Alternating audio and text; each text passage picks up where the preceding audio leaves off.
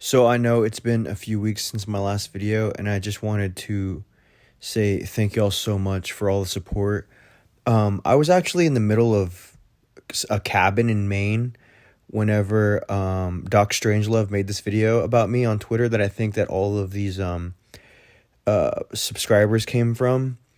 And so I was like just actually working on a song about my unit, Dark Horse.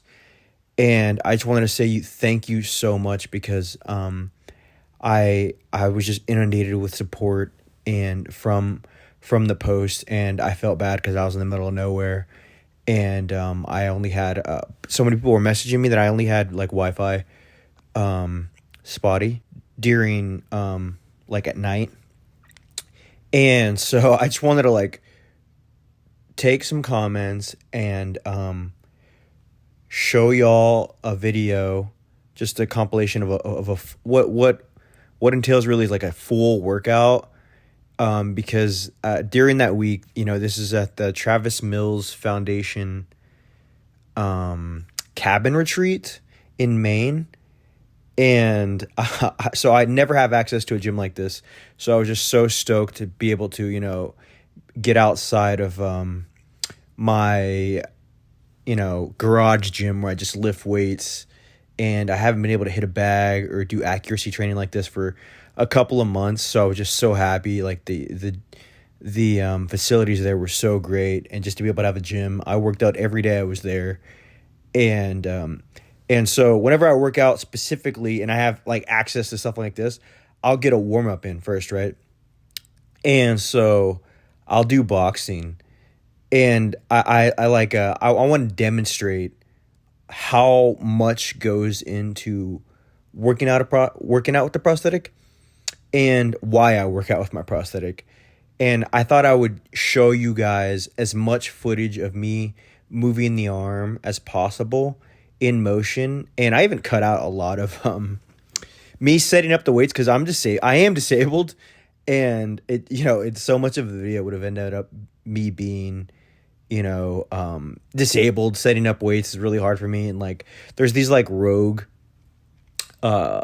weight clips that were really hard for me to do, and it took like so long. I'm not used to at my garage gym. Things are relatively easy for me to set up because I bought them with the intent of being able to set them up with one arm. But so here's me hitting the speed bag. I'm not doing speed, I'm doing accuracy, because as you can see, I have to move my whole body to be able to hit the speed bag. And I really like doing this for a warm up. Even when I'm home, I just have like a string set up on the coming off the roof just to practice targeting accuracy, because really my arm stays at one angle and I have to move my whole body back and forth to hit wherever I'm trying to hit, as opposed to with my flesh side, I can target whatever I'm hitting much easier, because I can move my bicep and change the angle of the punch relatively easy, distance or whatever. It might not be as powerful. So I guess you could say all my metal arm side are going to be power punches, because I have to move my whole body the entire time. I don't really have a jab or anything like that with my my hook is my jab. And so I like to target accuracy, and that's just my warm up.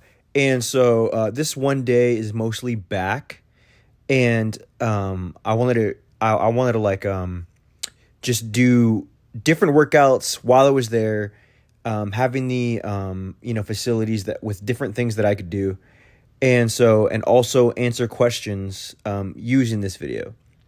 So as you can see, this guy's asking about atrophy, and like, yeah, I always get compliments from other above the elbow amputees about how built up my amputated side is, and that's in no small part due to this prosthetic.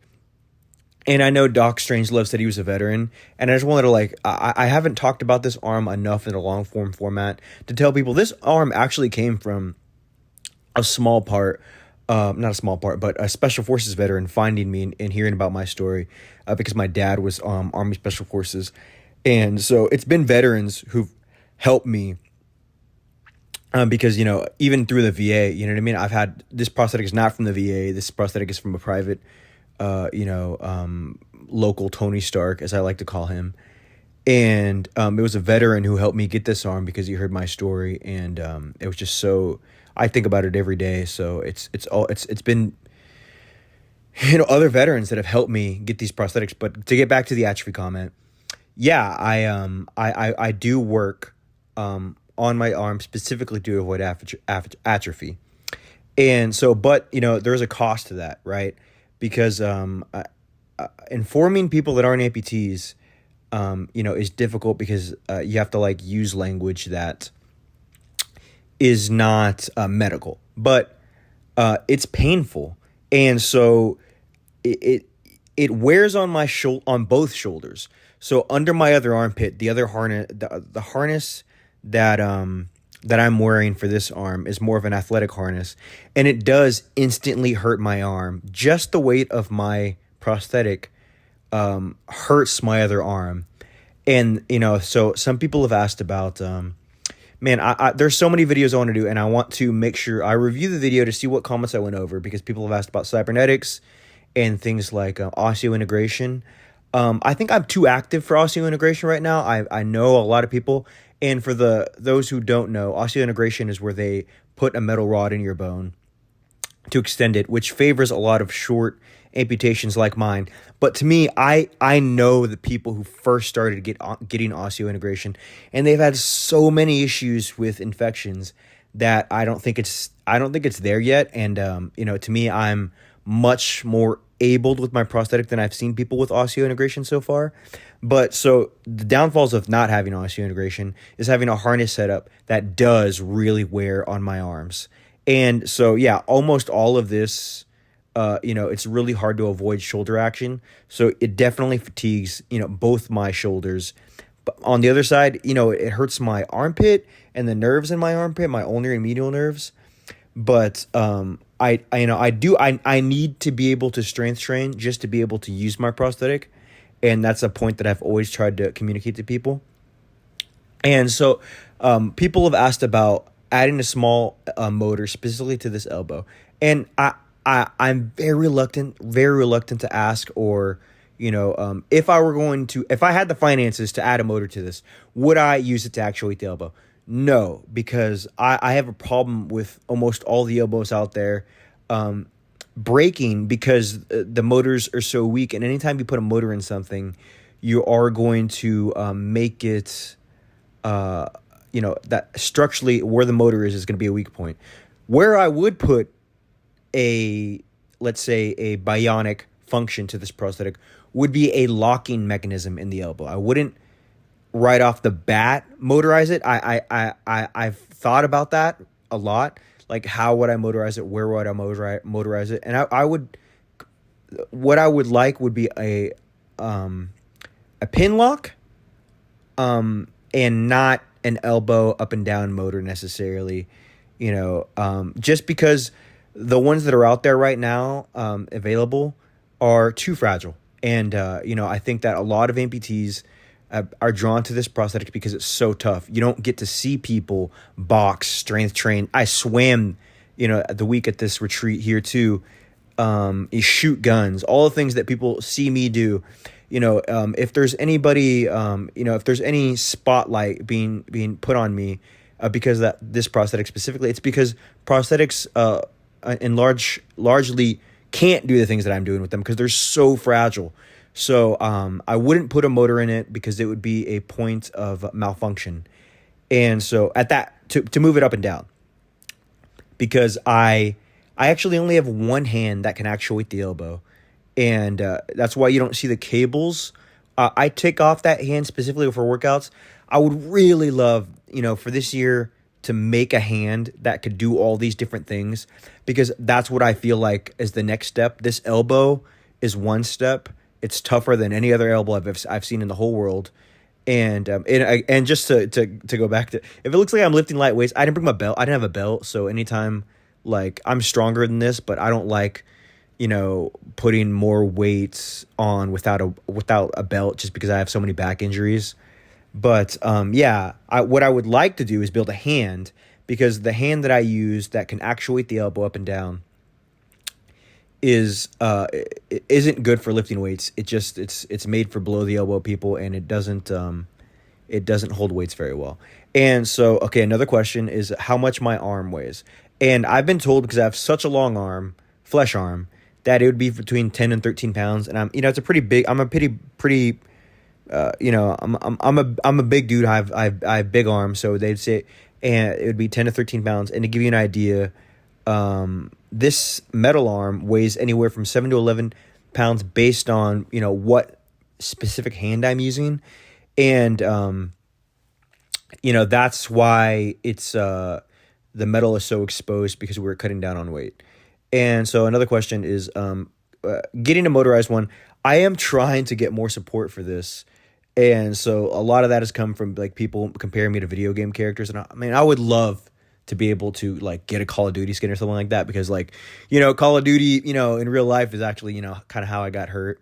But I saw that game that everybody's commenting mostly on TikTok about Off the Grid, and I was like, oh, that's they totally stole my aesthetic. Jokingly, but like seriously, I think that the way that prosthetics look in that game do look like my arm.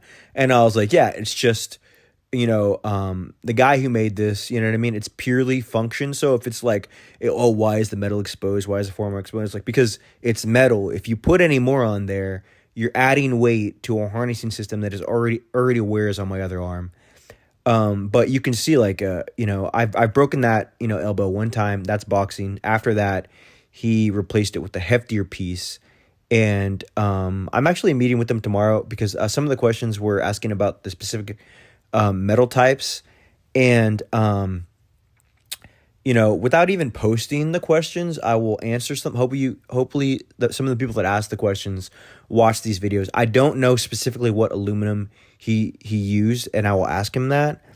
But also the weight, I think, really throws people off. The fact that it's lighter than my myoelectric or fully bionic arm. And that's because I don't think people realize how heavy plastic is.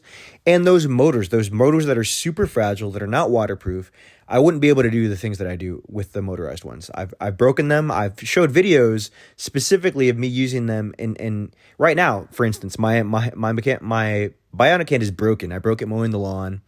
I think I talked about that in another video. But yeah, I broke it. I'm waiting on it from the VA. And so there's a reason that this arm stands out. And it's because it doesn't have any motors. It's very hard to break. And so I think figuring out the mechanical function of things is important for amputees all over Latin America, Africa, the Middle East. I think a lot of amputees ask about this arm because it seems to do a lot of things really well without breaking. And a lot of amputees will tell you, like, hey, we don't use our prosthetic like that because they'll break.